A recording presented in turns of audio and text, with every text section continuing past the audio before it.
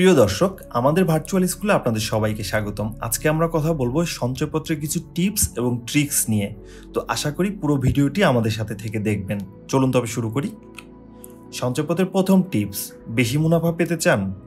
আপনি যদি বেশি মুনাফা পেতে চান সেই ক্ষেত্রে অবশ্যই আপনাকে পেনশনার সঞ্চয়পত্রে বিনিয়োগ করতে হবে, কারণ পেনশনার সঞ্চয়পত্র দিচ্ছে আপনাকে 11.76% মুনাফা। অপরদিকে আপনি যদি পরিবার সঞ্চয়পত্রে বিনিয়োগ করেন সেই ক্ষেত্রে কিন্তু আপনি পাচ্ছেন 11.52%। সো আপনি বুঝতে পারছেন কোনটিতে বিনিয়োগ করা আপনার জন্য সবচেয়ে বেশি লাভজনক। আশা করি আপনি সেই মোতাবেক বিচার বিশ্লেষণ করে বিনিয়োগ করবেন। এরপরে আমরা যদি টিপস 2 দেখি, টিপস 2তে বলা আছে টিন সার্টিফিকেট করতে চান না। আপনি যদি টিন সার্টিফিকেট করতে না চান তাহলে কি স্ট্র্যাটেজি ফলো করতে পারেন? মনে করুন আপনি খুব কম টাকা বিনিয়োগ করতে চাচ্ছেন এবং আপনি টিন সার্টিফিকেট করতে চাচ্ছেন না, সেই ক্ষেত্রে আপনি ব্যাংকে বা সঞ্চয় অধিদপ্তরের ব্যুরোগুলোতে আসলে 1 লাখ টাকা রাখুন এবং অবশিষ্ট টাকাটি আপনি ডাকঘর সঞ্চয়ে রাখুন। কেন? কারণ 1 লাখ টাকা পর্যন্ত আপনাকে কিন্তু টিন সার্টিফিকেট চাওয়া হয় না, অর্থাৎ 1 লাখ টাকা পর্যন্ত বিনিয়োগের ক্ষেত্রে টিন সার্টিফিকেট বাধ্যতামূলক নয়। সো আপনি ব্যাংকগুলোতে 1 লাখ টাকা রাখতে পারেন টিন সার্টিফিকেট ছাড়াই এবং বাকি টাকাটি অবশ্যই ডাকঘর সঞ্চয়ে রেখে দিন। এখন আসি কেন রাখবেন। কারণ ডাকঘর সঞ্চয়পত্রে সাধারণ হিসাবে আপনি সুদ পাবেন 7.5%, অপরদিকে আপনি মেয়াদি হিসাবে সুদ পাবেন 11.28%, অর্থাৎ বেশ ভালো পরিমাণ আপনি সুদ পাচ্ছেন। সো ডাকঘর সঞ্চয়পত্র কেন নয়? এরপরেও ডাকঘর সঞ্চয়পত্রে আরও কিছু সুবিধা আছে, যেমন আপনি যদি 1 বছর পরে আপনার এই মূল টাকাটি আসলে তুলে নিতে চান, অর্থাৎ 3 বছরের জন্য যেটি রাখা হয় ডাকঘর সঞ্চয়পত্রে মেয়াদি হিসাবে, সেখানে আপনি যদি 1 বছর পরেই টাকাটি তুলে নিতে চান সেই ক্ষেত্রেও কিন্তু আপনি পাবেন 10.2% মুনাফা। আর আপনার যদি 2 বছর পূর্ণ হয়ে যায় কোনোভাবে সেই ক্ষেত্রে কিন্তু আপনি পাচ্ছেন 10.70% প্রফিট। সো আপনি অবশ্যই ডাকঘর সঞ্চয়পত্রে রাখতে পারেন।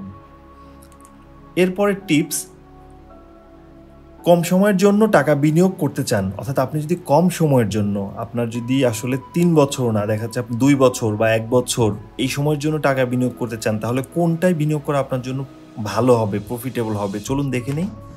এই চিত্রের মাধ্যমে আমরা দেখতে পাচ্ছি যে আপনি যদি 3 মাস অন্তরে আসলে বিনিয়োগ করেন সেই ক্ষেত্রে কিন্তু আপনি 1 বছর পূর্ণ হলেই 10% পাচ্ছেন।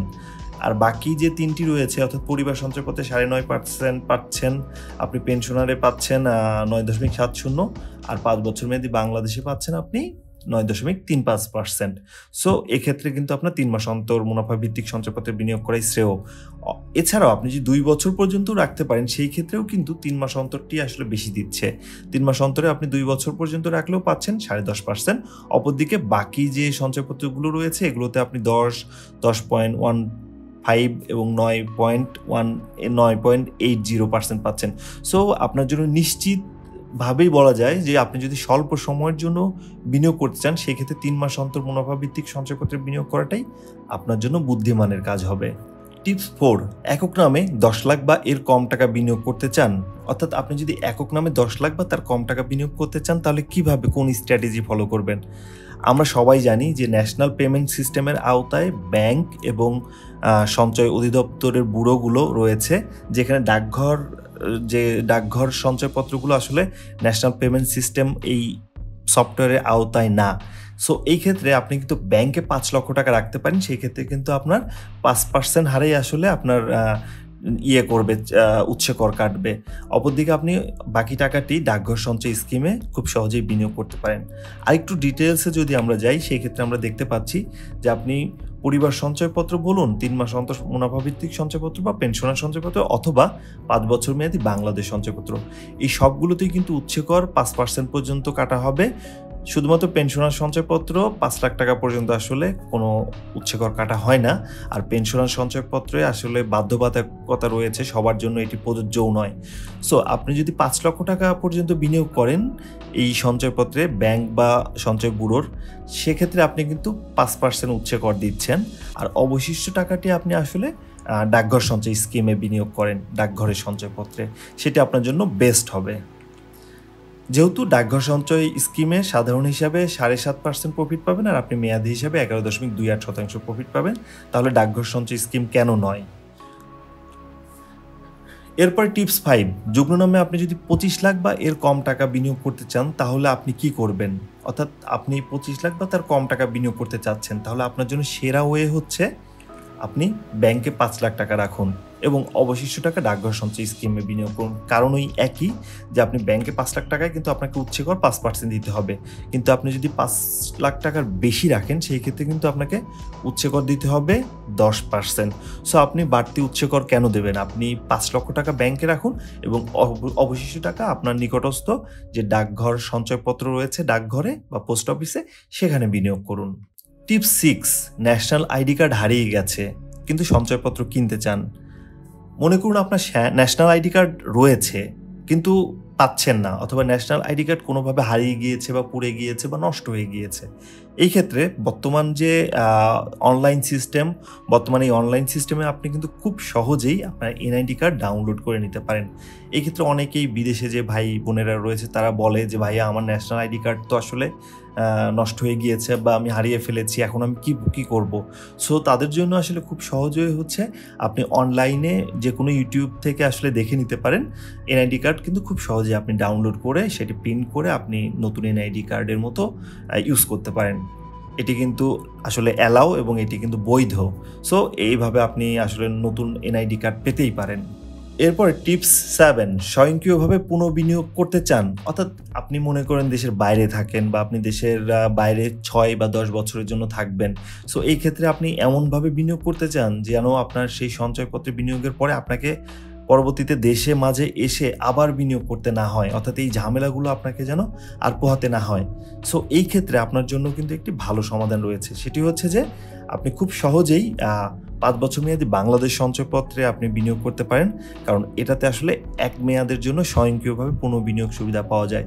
অর্থাৎ আপনি 10 বছরের জন্য দেশের বাইরে যাচ্ছেন, আপনি 5 বছর মেয়াদী বাংলাদেশ সঞ্চয়পত্র করে রাখেন, এটি 5 বছর পরে অটো রিনিউ হয়ে যাবে। সো এটি আরেকটা মজার ব্যাপার হচ্ছে এটি কিন্তু রিনিউ হবে আপনার প্রফিট এবং আপনার মূলধন। অর্থাৎ আপনি 10 লাখ টাকা যদি রেখে যান, এর প্রফিট হলো মনে করেন আরও 10 লাখ। সো আপনি কিন্তু 5 বছর পরে আপনার পুনর্বিনিয়োগ অটোমেটিক্যালি হবে 20 লাখ টাকা। আপনি কিন্তু সেই 20 লাখ টাকার উপর আবার প্রফিট পাওয়া শুরু করবেন। সো আপনি এই সুবিধাটি নিতেই পারেন যদি আপনি দেশের বাইরে থাকেন বা অনেক দিনের জন্য আসলে বিনিয়োগ করতে চান, এই ঝামেলাগুলো এড়াতে চান।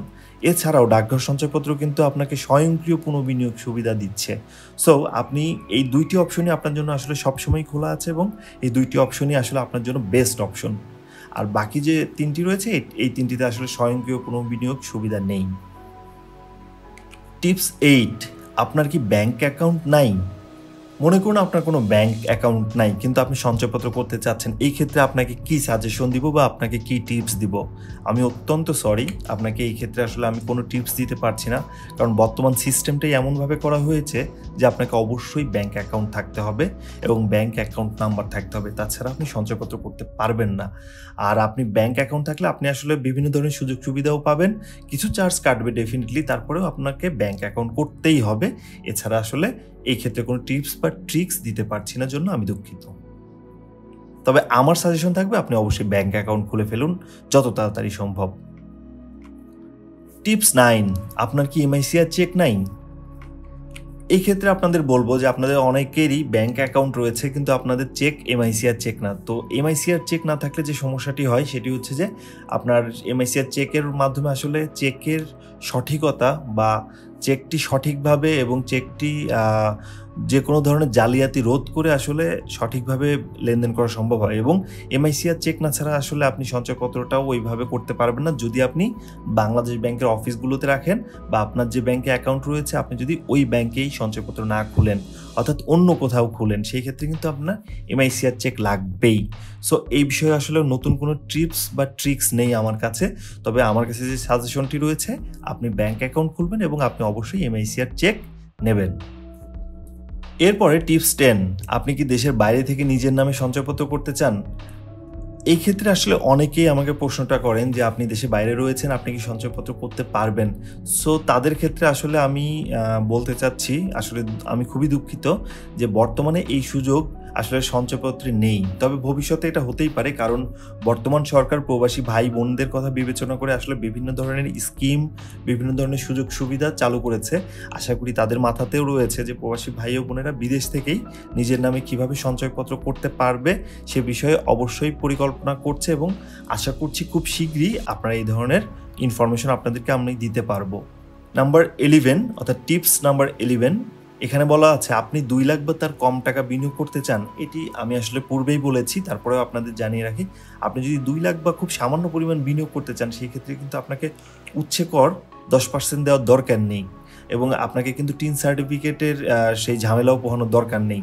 সো এই ক্ষেত্রে আপনি কিন্তু টিন সার্টিফিকেটের ঝামেলা না পোহানোর জন্য 1 লাখ টাকা আপনি ব্যাংকে রাখুন আর বাকি 1 লাখ টাকা আপনি ডাকঘর সঞ্চয়পত্রে রেখে দিন। সেক্ষেত্রে আপনি কিন্তু খুব সহজেই আপনার এই টাকাটি আসলে প্রপার ইউটিলাইজ করতে পারবেন এবং আপনি 5% উচ্ছে কর আসলে ফাঁকি দিতে পারবেন বা 5% উচ্ছে করের আপনি দিতে হবে না, আপনাকে অতিরিক্ত 5% উচ্ছে কর দিতে হবে না। সো মোটামুটি আমাদের ভিডিওটি এই ছিল। আশা করি ভিডিওটি আপনাদের ভালো লেগেছে এবং আপনাদের কিছুটা হলেও আশা করি কাজে লাগবে। তো যদি কাজে লাগে অবশ্যই চ্যানেলটি সাবস্ক্রাইব করবেন এবং আমাদের সাথেই থাকবেন। ধন্যবাদ সবাইকে।